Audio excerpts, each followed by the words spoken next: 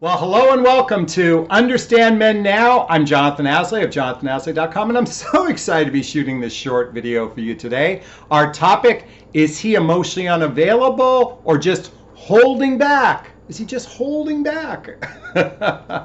Really quickly, if the content here resonates with you and you've been thinking about working with a dating and relationship coach, check out the link below to schedule a call with me to see if working with a coach is right for you. It's called a free discovery call. All right, is he emotionally unavailable or just holding back?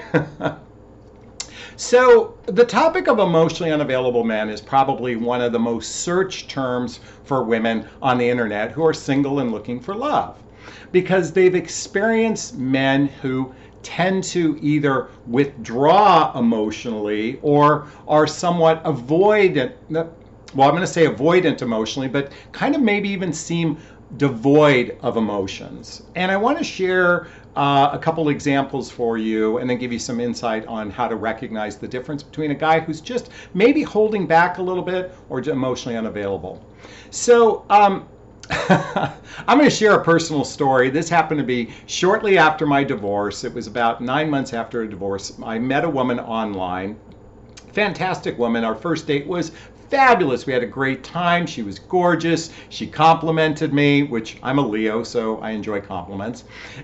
But she said something to me. I think it was on our second date. She goes, "Jonathon, I have to date you with rose-colored glasses. I have to date you with rose-colored glasses." And I go, "What do you mean by that?" And she goes, "I know you're not ready for a relationship." And I go, I'm ready. I mean, I was out of a marriage I was unhappy in, and I was like feeling like I'm ready to be in a relationship. Because she goes, "I know you're not ready to be in a relationship. You're a train wreck. You're going through all this stuff in your life. You're going through a kind of a contentious divorce.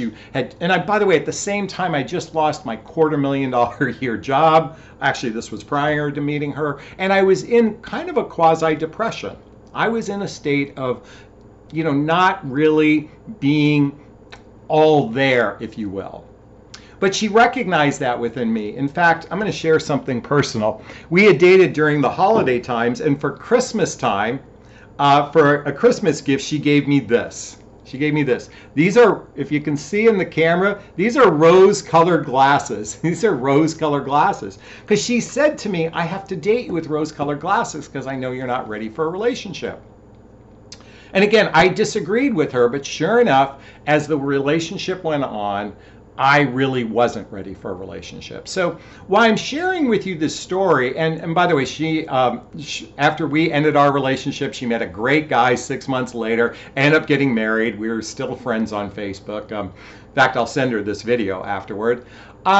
What she recognized in advance was she could see right up front that I was a good person.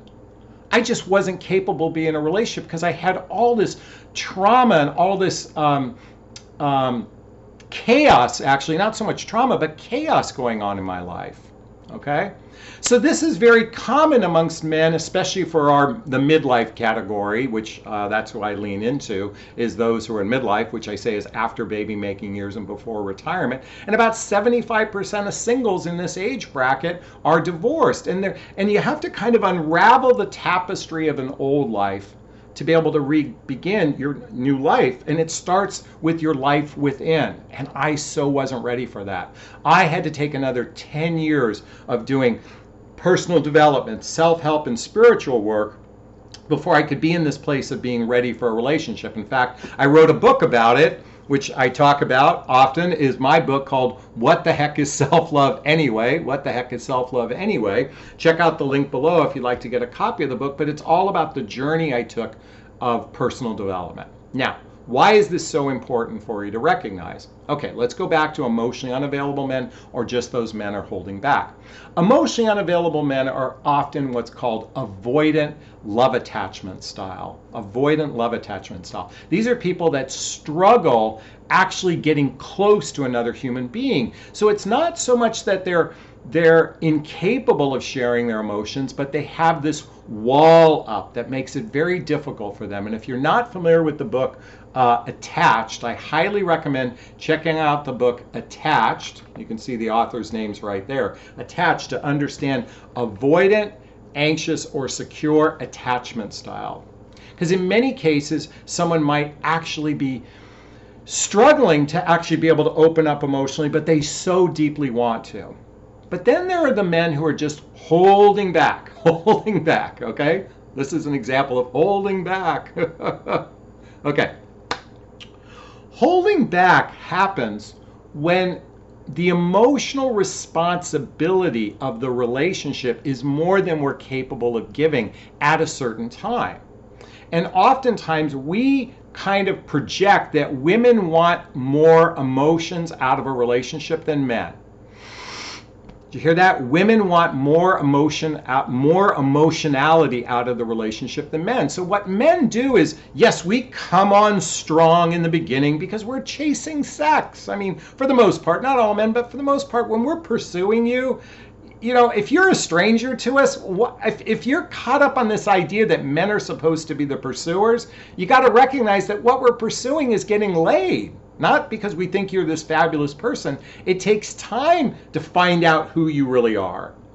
I only say this so you recognize that this isn't necessary. When a guy says, oh my God, you're unlike any woman I've ever seen, I'd want to marry you, you're so different than all the other women. Believe me, they've said it a dozen other times because they're in the chase mode. And then a lot of you ladies make yourself out to be prima donnas because you've heard this from men. Recognize that it takes time to build the roots of trust in a relationship. But men naturally hold back if we think you want more emotionality than what we're capable of giving. That means that constant text message in the morning or the constant text message at night to feel validated in the relationship. Now, I recognize a lot of men do a lot of texting and do that. But after a while, that becomes emotional responsibility. Hence why we hold back, okay? But it doesn't mean we're not capable of leaning in. Leaning in, you know, I'm a big leaner inner, not a lean backer. Why am I sharing all this with you? Look, dating isn't easy. It's kind of fucked up, quite frankly. It's a clusterfuck out there. So let's just accept it for what it is. This is a process of getting to know another human being, and I highly recommend you checking out this book called If the Buddha Dated. If the Buddha Dated. This is the spiritual approach to dating that takes out all the bullshit traditional nonsense about masculine and feminine energy and doing things a certain way. Why not learn how to date from a heart-centered place? That's what this book is about. And I promise you, read this book and tell me later, come back to this video later and write a comment below telling me, and if you've already read the book, write a comment below sharing with me how this has shifted your perspective on dating. Because when we come at this from a heart-centered place, not men against women, masculine against feminine, you know, Democrat versus Republican, black or white, you know, Christian or atheist type of thing. When we come at it from a heart-centered place, that self-love place, we have a greater chance, and self-love is also self-empowerment. You have a greater chance for attracting what you truly want in life, and that's a person that can lean in instead of needing to hold back. All right, you get the gist of where I'm going with this. I'd like to hear your thoughts on this. Please post a comment below. As I said before, if this content resonates with you and you go, gosh, I'd like to hire a coach, but I can't afford one, check out my VIP group below. Check out the link to my book. Check out my podcast. I mean, I'm doing my best to give you as much content. I shoot 3 or 4 videos a week for you ladies.